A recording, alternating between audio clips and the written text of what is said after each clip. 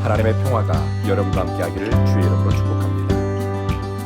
오늘 우리에게 주시는 하나님의 말씀은 마태복음 17장 22절부터 23절 말씀까지입니다.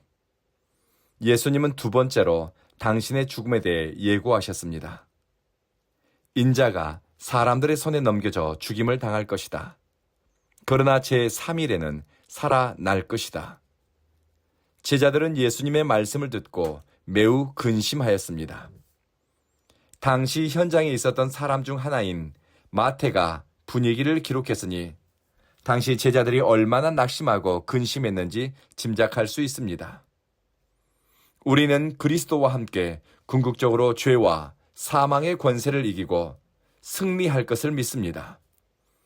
우리는 승리의 찬가를 부르며 주님께 영광 돌리며 어린 양의 혼인잔치에 참여할 것을 믿습니다.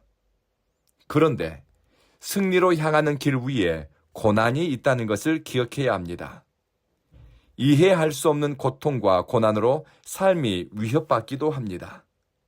환난과 어려움을 만나면서 하나님의 신실하심에 대해 의심하거나 그분의 사랑에 대해 의문을 품는 경우도 있습니다. 그러나 예수님의 고난과 죽음이 실패가 아닌 것처럼 그리스도와 동행하는 성도에게 고난은 패배가 아니고 또 하나님의 사랑의 결핍도 아닙니다.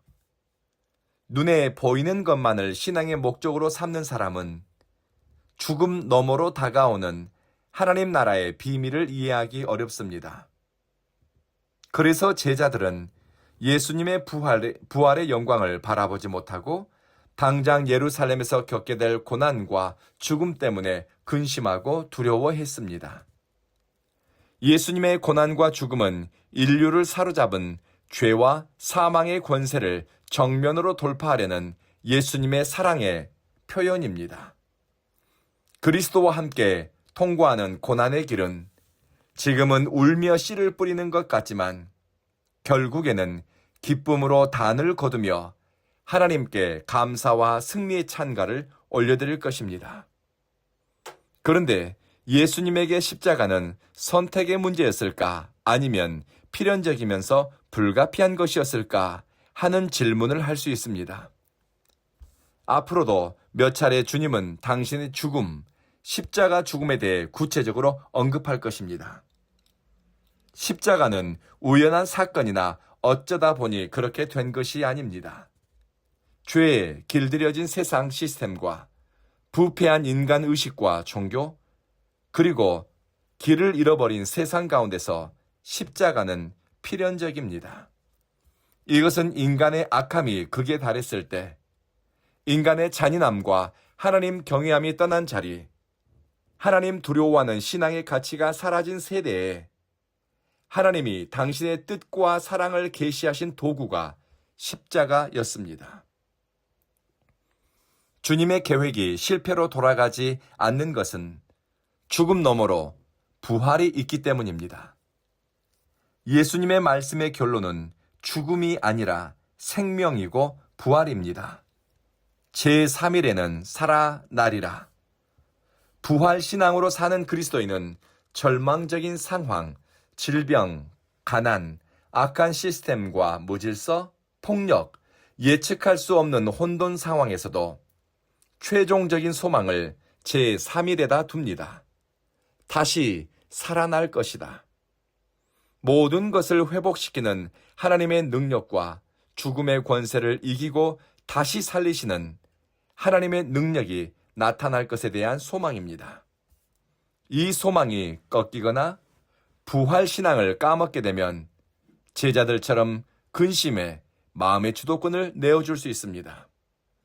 부활에 대한 소망과 기쁨의 순간보다는 상실과 고난, 현재 아픔에만 시선을 두게 될 것입니다.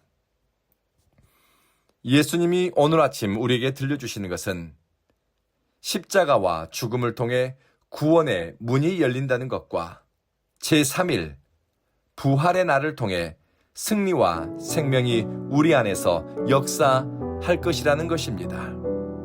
제3일에는 살아날 것이라.